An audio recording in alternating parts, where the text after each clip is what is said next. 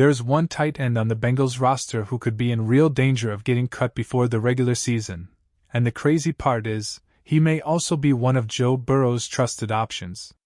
Cincinnati has a crowded tight end room, several players have legitimate reasons to make the team, and one rookie just made a huge statement in the preseason. So who gets left out when the final roster is set? Before we dive in, smash that subscribe button if you want the fastest Bengals updates on the planet. Now let's get into the biggest questions surrounding the Bengals tight ends. The Bengals have several tight ends competing for what could be only a limited number of roster spots. Drew Sample and Mike Gesicki currently look like the safest names. Sample brings the blocking ability. He can help the offense in the run game and give the quarterback protection. Gesicki brings something different. He has a much stronger reputation as a receiving tight end and can create problems for defenses when Cincinnati wants to throw the football. Then the competition gets much more interesting. Tanner Hudson is in the mix, along with Eric All Jr., Cam Grandy, 7th-round rookie Jack Andre, and Josh Caddis. That is a lot of players fighting for relatively few spots. And that creates the biggest question of all. If Cincinnati keeps only around 5 tight ends, which players simply don't have enough to offer? One recent Bleacher Report projection identified Tanner Hudson as the Bengals' cut candidate. But there is a major reason why that prediction is not nearly as simple as it sounds. And the deeper we look at this room, the more complicated the decision becomes. The argument against Hudson starts with the players around him.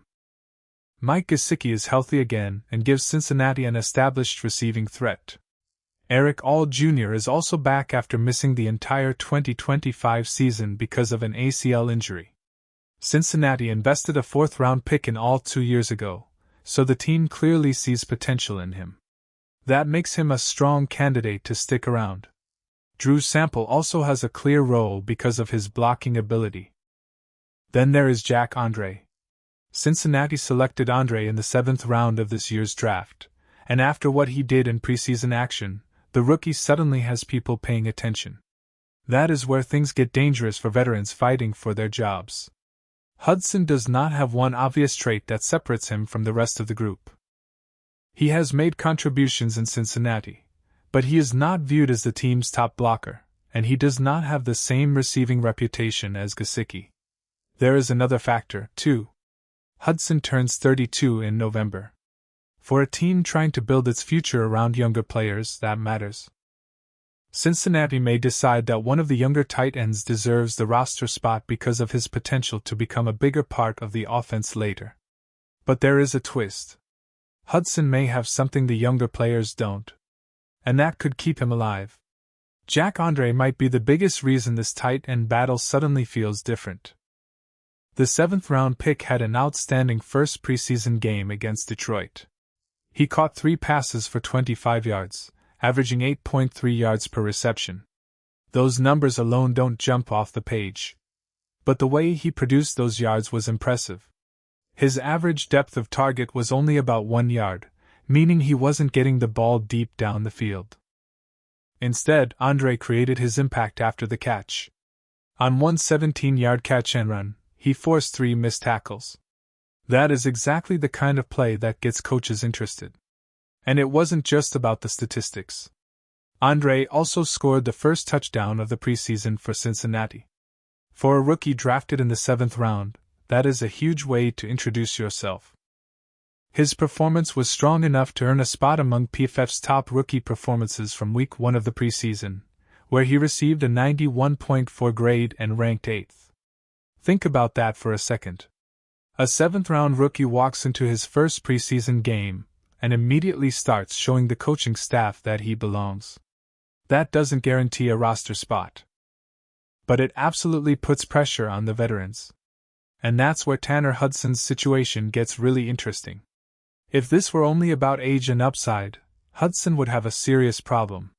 But roster decisions aren't made from a spreadsheet alone. Relationships matter. Experience matters. And knowing the offense matters. Hudson has spent time in Cincinnati and has developed a connection with Joe Burrow. Reports from training camp suggested that Hudson was performing outside the normal expectations people had for him.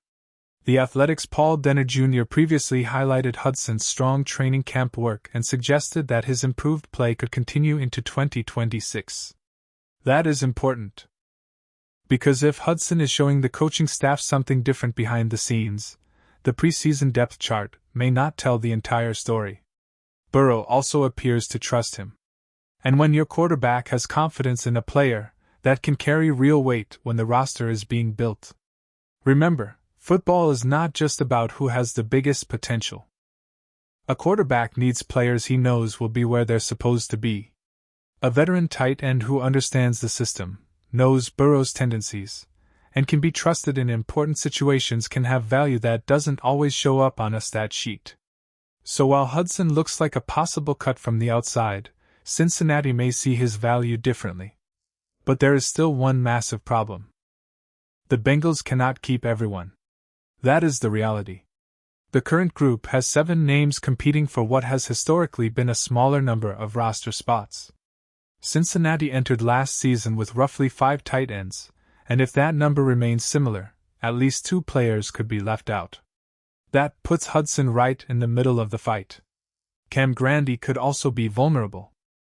However, Cincinnati recently brought Grandy back on a 1-year deal, which could give him an advantage. His primary value is also as a blocker, giving him a different role from some of the other players. Then there is Josh Caddis. Caddis has not received the same level of attention so far, and at this point, he looks like one of the longer shots to make the final roster.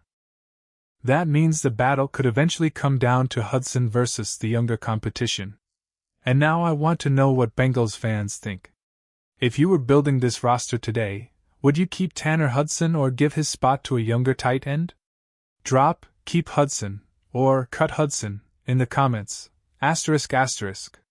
Because there is a real argument on both sides. Let's be honest. The case against Hudson is easy to understand. He's approaching 32. He doesn't have one elite skill that makes him impossible to replace. The Bengals have younger players who could develop into bigger contributors. Eric All Jr. is healthy again. Jack Andre is coming off an impressive preseason debut. And Cincinnati may want to invest more snaps in players who could still be part of the offense several years from now. If the coaching staff believes Hudson is simply a depth piece, keeping him over a younger player could be difficult to justify. That's exactly why the Bleacher Report projection makes sense. But there is another side to this. Hudson has experience. He knows the system. He has already built chemistry with Burrow. And most importantly, the coaching staff reportedly liked what they saw from him during training camp. That cannot simply be ignored. Also, Cincinnati's tight end room is not necessarily about finding one superstar. The Bengals can use different players for different jobs. Sample can block. Gesicki can make plays as a receiver. All Jr. offers upside. And Hudson can provide another experienced option who understands the offense. That type of depth can become extremely valuable over a long NFL season. Injuries happen. Game plans change. Players get rotated in and out. Suddenly, the veteran you thought was unnecessary becomes an important part of the offense. And there is another detail worth remembering. Hudson played only 11 games in 2024 because of injuries, but that was also the last season when Burrow played a full season in good health. Hudson even found the end zone that year. So there is already evidence that he can contribute when Burrow and the offense are operating at full strength. Right now, Tanner Hudson absolutely deserves to be called a roster bubble player. The report identifying him as a potential cut is not crazy. There are legitimate reasons for Cincinnati to move on. His age is a concern. The Bengals have younger options. And the competition around him is getting stronger. But calling Hudson a guaranteed cut would be going too far. The biggest reason is simple: Cincinnati knows what it has in him, and Burrow appears to trust him. Meanwhile, the younger players still have to prove that they can consistently deliver. Jack Andre has made a fantastic first impression. Eric All Jr. is finally healthy and has a chance to show why the Bengals invested in him. Cam Grandy has his own path to the roster. And Caddis is still trying to make his case. This battle is far from over. 1 or 2 more preseason performances could completely change the conversation. A rookie could rise. A veteran could struggle. An injury could change everything. And suddenly, the player who looked like a lock might be the one fighting for his job. So yes, Tanner Hudson is a legitimate cut candidate.